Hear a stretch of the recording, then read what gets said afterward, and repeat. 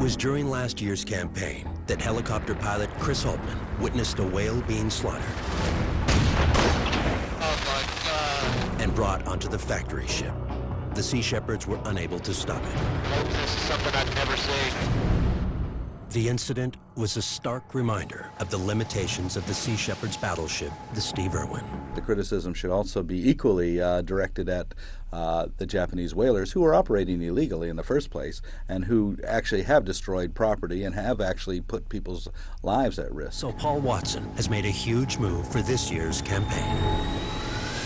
He's brought in a new ship. We've never injured anybody. These people are poachers. They're targeting endangered species, an established international whale sanctuary, in violation of a global moratorium on whaling and in violation of the Antarctic Treaty, and they're in contempt of the Australian Federal Court. At 78 feet long, the Addie Gill will carry its 5-man crew to the Antarctic to join the Steve Irwin. They put out a warrant for my arrest for obstructing whaling, yet not a single authority has questioned the captain of the Shonan Maru No. 2 for deliberately ramming and sinking our vessel, the Addie Gill. In fact, I don't know of a case in maritime history where a captain has hit another vessel, whether it's deliberately or even accidentally, and hasn't been questioned.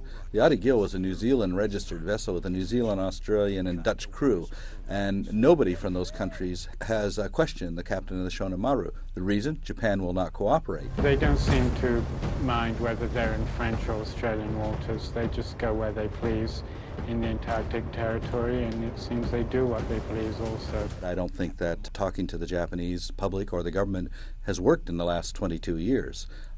Diplomacy has failed completely.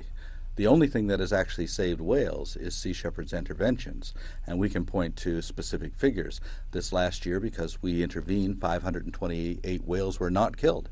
Last year it was about 400, and the year before that a couple of hundred. So we can measure our success in the number of whales saved. No other organization can say that they actually saved X number of whales. The Steve Irwin's best plan may simply be to wait for reinforcements. The Addie Gill will be down here soon to get them off our tail.